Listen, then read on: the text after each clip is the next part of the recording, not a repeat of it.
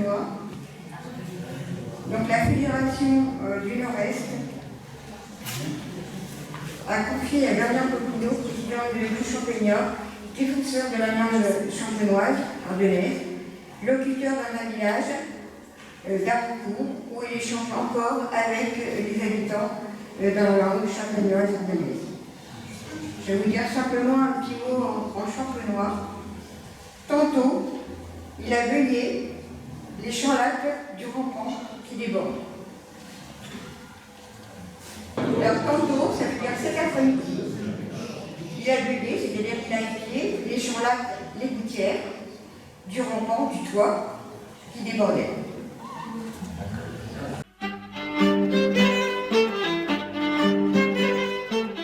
Eh bien, bonjour à tous les amoureux et amoureuses des arts et traditions populaires de la France. Merci à Mélinda qui filme.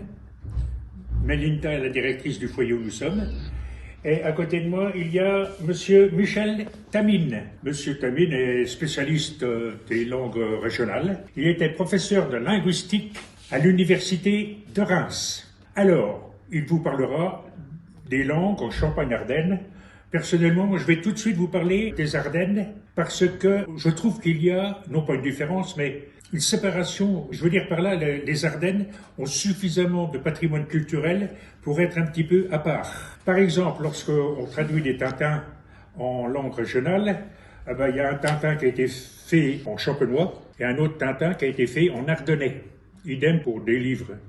La même édition fait une édition pour la Champagne et la même édition pour l'Ardenne. Alors, il semblerait, c'est mon sentiment, que les géographes de la Révolution qui ont fait les départements français, il semblerait que ces géographes soient partis de l'Est pour aller vers l'Ouest. Et ils ont fait aussi le contraire, ils sont partis de l'Ouest pour aller vers l'Est. Ils ont fait comme ça. Ils n'ont pas fait leur prière, ils ont fait les départements. Mais nous, on est juste au milieu. On est entre Strasbourg et Calais. Vous pouvez prendre une règle, la carte de France c'est une règle, et nous, c'est juste le milieu. Si bien que nous avons 4 régions françaises. Une concerne plutôt la Belgique, mais on en a une partie sur notre territoire. 4 régions plus une. Alors, à l'est, on a un morceau de la Lorraine. À l'ouest, on a un morceau de la Picardie. Au nord, un morceau de la Wallonie. Et au sud, bien sûr, on a un gros morceau de la Champagne. Alors, la 5e région, en fait, est une région plutôt, je dirais, historique. C'est l'ancienne principauté de Sedan. Les princes de Sedan, pendant longtemps, ont été aussi ducs de Bouillon. D'ailleurs, les princes de Sedan, à la cour des rois de France, se faisaient appeler Monsieur de Bouillon, sans doute par nostalgie, en honneur à Godefroy de Bouillon, la première croisade, roi de Jérusalem. Toujours est-il que vous avez maintenant une frange sud, une petite frange sud de la Belgique qui parle le champenois. Personnellement, je parlais de la principauté de Sedan. Je suis originaire d'un village à 12 km au sud de Sedan, qui est teinté, je crois, de champenois pas mal. Beaucoup de champenois. La majorité, oui. Voilà.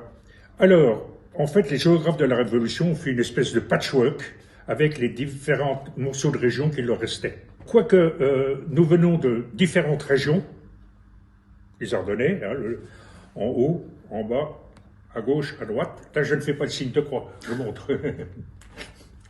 Mais nous sommes très unis quand même. Ça vient, je suppose, moi, mon sentiment est que ça vient de l'histoire. Nous sommes une terre d'invasion. On n'a pas arrêté d'être envahis. Je ne vais pas vous parler de la guerre des 100 ans, tout ça, mais par exemple, on a même eu les Russes. Si, après Waterloo, on a eu les Russes. Les Russes, pas ici, pas dans les Ardennes, 08, mais dans l'Aube, ils ont fait d'un village qu'on appelle Aïville, ils en ont fait un Ourédour sur glane avant la lettre. C'est-à-dire, ils ont tué tout le monde. D'ailleurs, le village s'appelle, le surnom, c'est la Petite Moscou. Le Petit Moscou.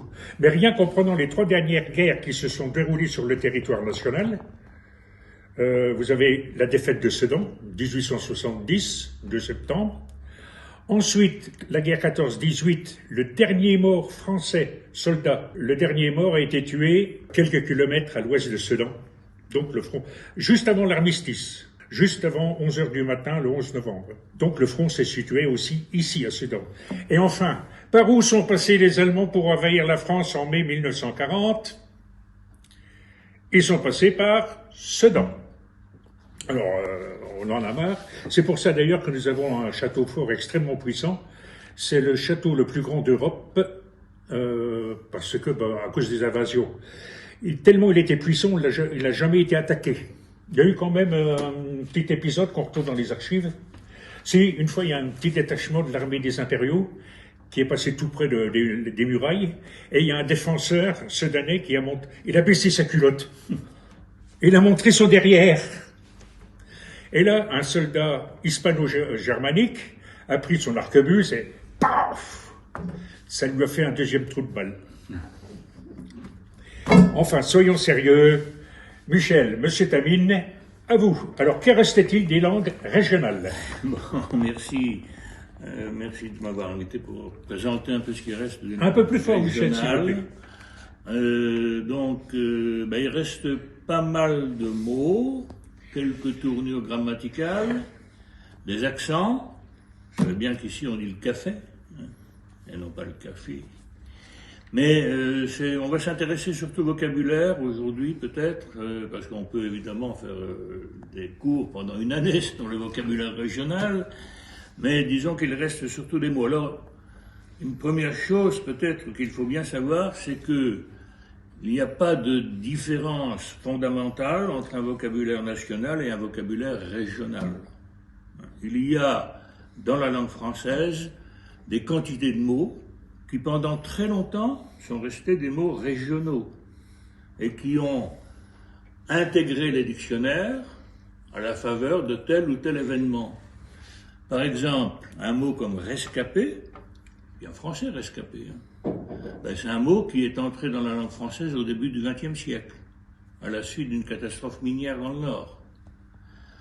Un mot comme avalanche n'est pas un mot français au départ, c'est un mot régional.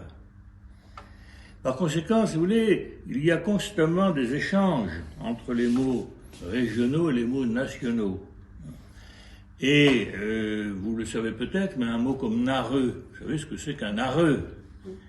Quelqu'un qui ne veut pas boire après un autre, etc., qui est très délicat sur la nourriture. Le mot narreux vient d'intégrer certains dictionnaires du français. Donc, vous voyez, on ne peut pas faire vraiment de différence radicale entre le vocabulaire régional et le vocabulaire national. C'est absolument, scientifiquement, c'est impossible. Inversement, il y a des mots qui figurent dans les dictionnaires, mais qui ne sont connus que dans certaines régions. Si vous prenez un mot comme coquemar. Comment? Coquemar. Un coquemar. Un coquemar. Tout le monde sait ce qu'est un coquemar. C'est ce qu'en français on appelle une bouilloire. Bon, mais on n'utilise pas beaucoup le mot bouilloire. Ici, on utilise plutôt le mot coquemar. Eh bien, le mot coquemar, c'est un mot qui figure dans les dictionnaires. Vous pouvez vérifier. Il est dans le Larousse, il est dans les grands dictionnaires, dans le Robert. Mais on ne l'utilise pratiquement que dans le nord de la France. Il est complètement inconnu ailleurs. Et chaque région dispose de ses propres mots pour désigner des choses pour lesquelles le français possède lui aussi un mot, bien sûr. Mais si vous prenez par exemple un mot comme serpillière en français, eh bien ici, dans les Ardennes, c'est une loque. Une loque. Une loque. Reloquer, passer la loque. Passer la loque. Une loque à reloqueter, même, parfois on dit. Si vous allez dans le nord, c'est une oissingue. Si vous allez dans la Marne, c'est une bâche. Vous voyez, chaque région a son mot pour désigner un seul objet que le français nomme par son propre mot, lui aussi. Donc, si vous voulez, alors il y a tout un tas de vocabulaire comme ça. Alors, je pense à un mot qui mériterait justement de figurer dans les grands dictionnaires du français, c'est le mot d'Arne. Vous savez, quand on se sent d'Arne, on n'est pas bien, on a une espèce de malaise, on ne tombe pas vraiment dans les pommes, comme on dit, mais on vertige. Se sent une sorte de vertige, une sorte de malaise. Alors, je dis ça pourquoi? Parce que c'est un mot qui est connu dans un grand nombre de parlers régionaux. Il est connu dans les Ardennes, il est connu dans la Marne, il est connu dans l'Est, il est connu dans le Nord, parfois sous la forme d'erne, mais il est connu, c'est ce qu'on appelle un pan-régionalisme, c'est-à-dire qu'il est connu dans plusieurs régions, et, alors c'est un mot d'origine germanique, mais enfin peu importe, c'est un mot qui a l'avantage extraordinaire d'avoir été utilisé par Rimbaud. Rimbaud l'emploie dans 2 de ses poèmes, L'œil d'Arne. Voilà. Et par conséquent, quand un très grand auteur utilise comme ça un mot régional, très souvent le mot régional passe dans la langue française, il intègre les dictionnaires. Alors Darn n'y est pas encore, Nare vient d'y entrer, mais je suis à peu près sûr que Darn ne tardera pas non plus à regagner les colonnes de Larousse. Vous voyez. Donc c'est ça qui est intéressant, c'est qu'il n'y a pas de frontière, on ne peut pas déterminer une frontière. On dit ça, c'est du patois de tel pays, bien sûr, oui, mais s'il appartient à une région plus importante, et il appartient aussi à la France, un jour ou l'autre, vous voyez, il n'y a pas vraiment... Alors inversement, il y a des mots français qui prennent des sens particuliers dans les langues régionales. Par exemple, alors là je vais réunir dans ce petit livre-là, il y a plusieurs années déjà, tout un tas de mots ardennais, hein, et parmi ces mots ardennais, il y a par exemple le mot complot. Bon, tout le monde sait ce qu'est un complot. Hein, bon. Eh bien, dans les Ardennes, un complot, c'est simplement une réunion de personnes qui discutent, sans forcément avoir un projet maléfique, sans fomenter un mauvais coup quelconque. C'est simplement une réunion de personnes qui disent, dans un bistrot, il y a plein de complots, mais c'est simplement des réunions de discussion. Vous voyez. Inversement, alors dans la même idée, si vous voulez, je vais relever aussi le mot cabalet. Alors, cabalet, une cabale, c'est pareil, hein, c'est quelque chose qui n'est pas très clair, une cabale, bon. Et cabalet, dans la vallée de la Meuse, c'est simplement faire de la propagande électorale. Puisqu'on vient de parler de beaucoup d'élections, eh bien, il y a eu beaucoup de cabalage. Hein, c'est-à-dire des gens qui font du porte-à-porte et puis qui disent, votez pour mon candidat, il est meilleur que les autres.